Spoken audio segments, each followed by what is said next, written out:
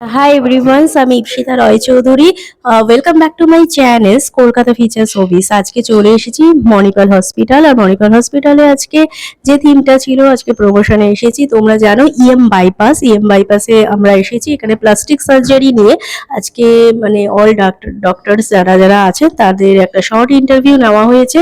তোমাদের সাথে এই প্লাস্টিক নিয়েই হচ্ছে পুরো ডিটেলসটা, কিভাবে অ্যালার্ট থাকবে এটা অপারেশন করার পর, মাইক্রো না মেজর সার্জারি, সবকিছু ডিটেলস নিয়ে আজকের ভিডিও তুলে ধরবো, দেখতে থাকো। বিশ্ব প্লাস্টিক সার্জারি দিবসে লিমফেডিমা প্রতিরোধ ও চিকিৎসা নিয়ে সচেতনতার বার্তা মণিপাল হসপিটাল ইএম বাইপাস কলকাতার 15ই জুলাই 2026-এ হয়ে গেল। বিশ্ব প্লাস্টিক সার্জারি দিবস উপলক্ষে সাহস, লড়াই এবং সুস্থ হয়ে ওঠার গল্পকে সামনে এনে মণিপাল হসপিটাল ইএম বাইপাস এমন 2 রোগীকে সংবর্ধনা জানায়। With such kind of intervention which is possible in the safest hand, qualified, trained, highly skilled set of clinicians working as a team, and also I am thankful to all of you who has come forward to share their stories. We are sharing these stories so that other people will know from your experience that what have you have gone through in this hospital, and this will become a kind of a experience sharing so that the other people can decide. So these are two very important part of information dissemination. Scientific presentations and other things will follow, and there will be other things also during the day. So I am very fortunate to have a very excellent team with us in this hospital. We work as a team, and as you might have seen, most of us have seen yesterday how Spain has won the tournament yesterday, like the match yesterday, semi-finals, because of good teamwork. So the teamwork is the most important thing, and as Dr. Saurav, who is leading the team from the front in the oncology, she and her family were made aware that there was a preventive treatment modality available which would likely prevent the complication.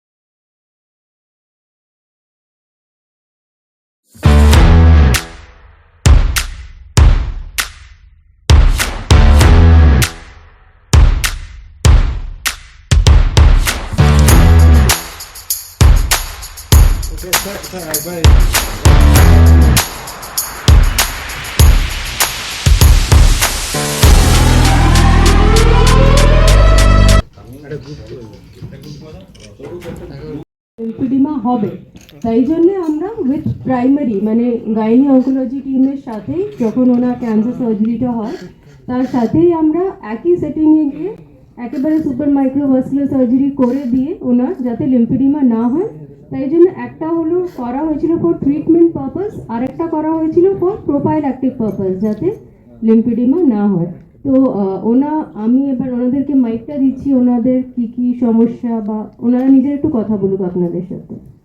পেরে পাটা আস্তে আস্তে খুব ফুলে যাচ্ছিল, ভারী হয়ে যাচ্ছিল, হাঁটতে দিল।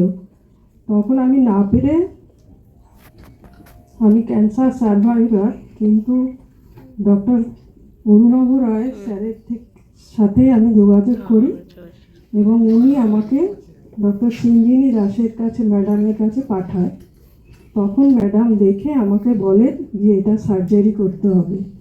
এবার ন্যাচারালি সার্জারি শুনলেই সবার একটা আতঙ্ক থাকে, দ্বিধাদ্বন্দ্ব ছিল আর কি। তো যাই হোক, ম্যামকে আমরা অনেক রকমভাবে কোয়ারি করেছি, মানে অনেক কিছু জানতে চেয়েছি যে আফটার সার্জারি পরে আর কি আমি ঠিকঠাক হতে পারবো কি না, বা এটা পুরোপুরি সারবে কি না। তখন ম্যাডাম আশ্বস্ত করেছিলেন যে 80% আশা করছি সেরে যাবে।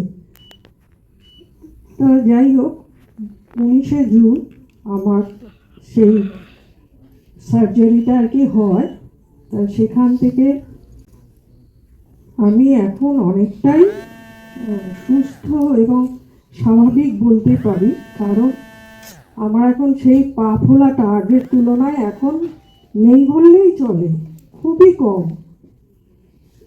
তো সেই অবস্থাতেই আমি এখনো আছি, তবে একদম বলবো না যে আমি পুরোপুরি আর কি হয়ে গেছি। কিছুটা তো সমস্যা আছে, যেহেতু অনেক কিছু রেস্ট্রিকশন হয়ে গেছে। আমার বাড়ি, আমি হাউসওয়াইফ, তো আমার বাড়িতে অনেক কাজ করতে হয়, বিশেষ করে রান্নাটা। সেটার জন্য আর কি আমার একটু মানে মানসিকভাবে একটু ভেঙেই পড়েছিলাম। তবে যাই হোক, আমি এখন মোটামুটি টুকটাক করছি না তা বলবো না, করতে পারছি। আশা করি আগামী দিনেও পারবো। সাথে সাথে ফিজিওথেরাপিটাও চালাতে চেষ্টা করছি। দিয়ে সেই জন্য আমি অনেক আশ্বস্ত এবং অনেক মানে শান্তি স্বস্তি দুটোই পেয়েছি। খুব যত্ন সহকারেই দেখেছে। আমাকে খুবই ভালোবাসে।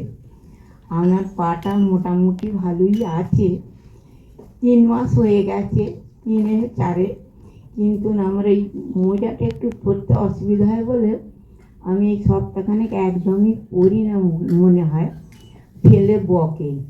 কিন্তু মা, চেষ্টা করব আমি পরার জন্যে। এবারে আমার ভাগ্য, আমার তো বয়স হয়েছে মা, আমার অনেক বয়স হয়েছে, আমার মানে 1-2 কম 70 বছর আমার বয়স। কিন্তু না, আমি যে সুস্থভাবে এখানে আসতে পেরেছি এর জন্যে আমি খুব কৃতজ্ঞ। আমি ধন্যবাদ।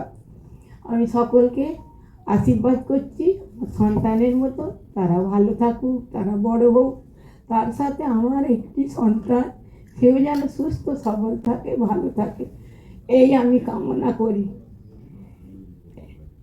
আর কিছু বলতে পারছি না মা, এইটাই আমার কামনা। প্লাস্টিক সার্জারি মাইক্রোর মধ্যে তফাৎটা কি? অনেক তফাৎ। নর্মাল সার্জারি আমরা জেনারেলি যখন ওপেন করছি তখন খালি চোখে করছি, যেখানে আমরা সমস্ত রেগুলার যেগুলো পেটের মধ্যে অর্গানস যেগুলো অপারেশন হয় রেগুলার সেগুলো করা হচ্ছে, যেগুলো দেখা যায় নর্মাল চোখে। মাইক্রো সার্জারি, যেমন আমরা মাইক্রো সার্জারিতে ল্যাপ্রোস্কোপি কিংবা রোবোটিক ইউজ করি, তাতে ম্যাগনিফিকেশন হয়, কিন্তু ওটা আমরা ওপেন সার্জারি যা করছি সেটাই আমরা মাইক্রোতে করছি। এবার প্লাস্টিক সার্জারি যেটা মাইক্রোভাস্কুলার সার্জারি, সেটা হচ্ছে সেই অর্গান, সেই জিনিসগুলোকে ডিল করা হয় কিংবা জোড়া হয় যেগুলো নর্মাল চোখে দেখা সম্ভব নয়। সুপ্রা মাইক্রো হচ্ছে যে আরো আরো ফাইন স্ট্রাকচারস এর সার্জারি, যেখানে ইভেন যে সুতোগুলো দিয়ে সেলাই করা হয় সেটা আপনি নর্মাল চোখে দেখতেই পারবেন না, মানে আমাদের চুলের থেকেও সরু সুতো ব্যবহার করা হয়। তো সেটাকে দেখার জন্য খুব পাওয়ারফুল মাইক্রোস্কোপ এবং খুবই ক্ষুদ্র ইনস্ট্রুমেন্টস এর দরকার এবং ভেরি এক্সপার্টস। না, এটা রোবোটিকের মাধ্যমে, এটা মাইক্রোস্কোপ দিয়ে করা হয়, ভেরি অ্যাডভান্স মাইক্রোস্কোপ, পুরোটাই মাইক্রোস্কোপ দিয়ে করা হয় পুরো সার্জারিটা। অ্যাবসলিউটলি। এবং যে লিম্ফ ভেসেলস গুলো জুড়ছে ওরা, যাতে লিম্ফিডিমাটা কমে যায়, ড্রেন হয়ে যায়, সেগুলো অ্যাকচুয়ালি আপনি যদি কম্পেয়ার করেন যে আপনারা বাড়িতে যে সাদা সুতো দিয়ে সেলাই করেন কিছু, যে সুতো থাকে সেই সুতোর মতো। একটা ভাবুন, একটা সুতোকে যদি আরেকটা সুতোর সঙ্গে জুড়তে হয়, এটাকে কোনো রিস্ক আছে বা? না, রিস্ক নেই গো। আমি যা দেখেছি এই অবধি এই সার্জারিতে, this is a very superficial surgery. এর কোনো অর্গানের ভেতরে, পেটের ভেতরে ঢুকতে হচ্ছে না, মাসের ভেতরে ঢুকতে হচ্ছে না, চামড়ায় কেটে করা হয়, চামড়ার নিচেই লিম্ফগুলো ড্রেন করে, এবং সেই লিম্ফ যেগুলো ব্লক হয়ে গেছে, লিম্ফ চ্যানেলগুলো, সেই লিম্ফ ভেসেলগুলোকে ভেনের সঙ্গে জুড়ে দেওয়া হয়, যাতে সেটা ফ্লুইডটা গিয়ে ভেনে কিংবা অন্য লিম্ফ ভেসেলে ড্রেন করতে পারে এবং পায়ের ফোলাটা কমে যায়।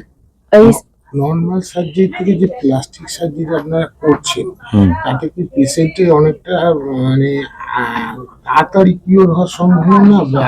না, দেখুন, দুজন পেশেন্টকে আপনাদের দেখানো হলো। একজন পেশেন্ট হচ্ছে যার 2020-তে আমি অপারেশন করেছিলাম, তারপরে পা ফুলেছিল।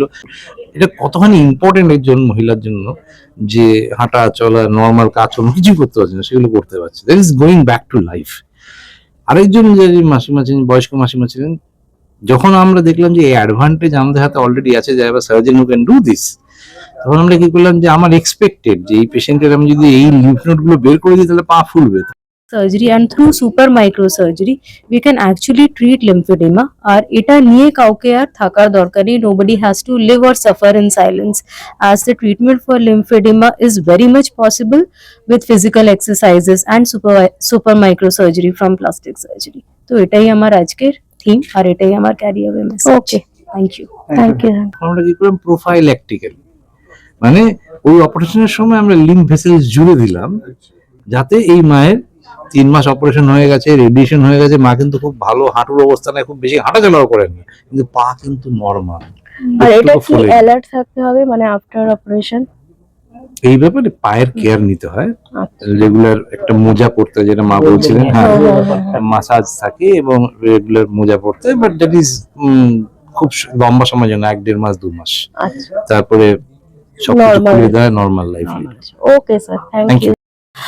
সো গাইস, তোমরা ভিডিওটা দেখো, আশা করছি ভালো লাগবে। আর আজকে প্লাস্টিক সার্জারি হচ্ছে ডিটেলস নিয়ে চলে এসেছি ম্যানিপাল হসপিটাল, যেখানে ইএম বাইপাস প্লাস্টিক সার্জারি হচ্ছে হওয়ার পর বা হওয়ার আগে যেটা অ্যালার্ট থাকতে হবে আমাদের জনগণদের বা যাদের হয়েছে এই মানে প্লাস্টিক সার্জারি করেছে, সেটা নিয়ে আজকে ডিটেলসটা তুলে ধরবো। ম্যানিপাল হসপিটাল ইএম বাইপাসে অর্গানাইজ করা তোমাদের সাথে সেই ব্যানারটাই এখানে দেখানো হচ্ছে, ওয়ার্ল্ড প্লাস্টিক হচ্ছে সার্জারি। তো চলো দেখতে থাকো।